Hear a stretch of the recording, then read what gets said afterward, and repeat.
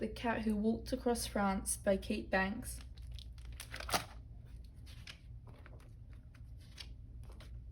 For many years, the cat had lived in the stone house by the edge of the sea. He chased the wind that scuttled through the garden. He watched the birds flitter from tree to tree.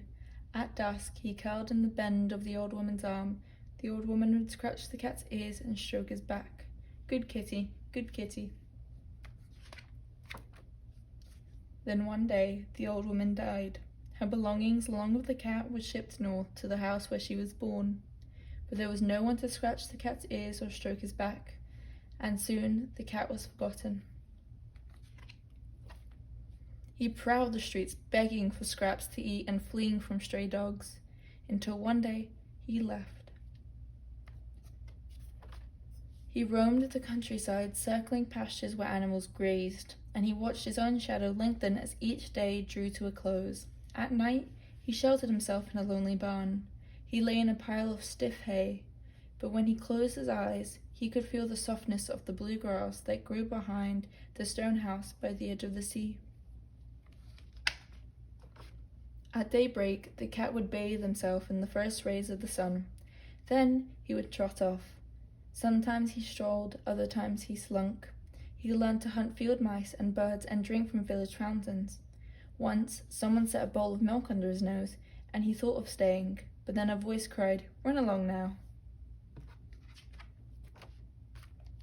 Big cities loomed large, bustling and brimming with noise, but the cat scampered bravely down the wide avenues, dodging cars and bicycles. Children playing ball would chase after him or cry, "Shoo, shoo," and the cat would scurry up a tree. But when he nestled in its branches, he would remember the tangy smell of lemons ripening on a branch under a window at the stone house by the edge of the sea, and he would move on. The cat pranced over bridges and bristled at the thundering trains that passed. At dusk, he would lick the dirt from his face and paws. In his dreams, he could hear the twigs snapping and the crunching of dried leaves as he circled around the stone house by the edge of the sea. Weeks passed, then months. The cat measured time against the weathered soles of his feet. His fur grew scruffy.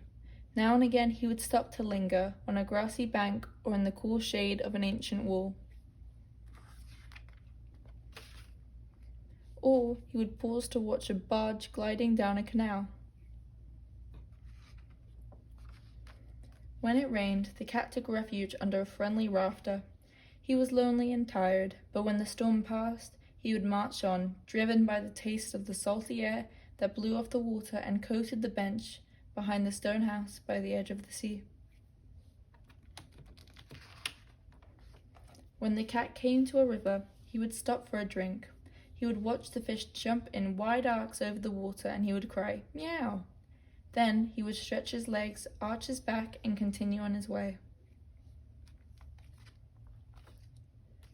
Sometimes he stopped to romp in the fields. He rolled in the tall grass and skipped over buttercups.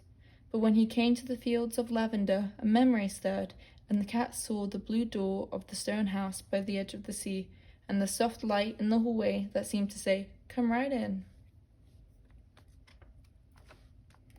The cat was thin and frail when he wandered into the port. The boats with their flapping sails told him he was nearby.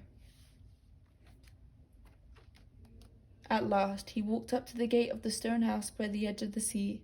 The front door was wide open. The cat walked in. He settled into a warm spot and fell asleep. He awoke to the sounds of voices. Where did it come from? Do you suppose it's lost?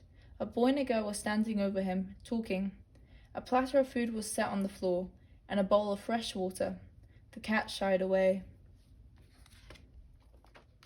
"Here, kitty," said a soft voice. A hand reached under the cat's chin and scratched. The cat began to purr. He closed his eyes. He was reminded of the hands of an old woman stroking his back. He could hear the quiet breathing and her gentle words, "Good kitty," and he knew he was home. And that's The Cat Who Walked Across France by Kate Banks.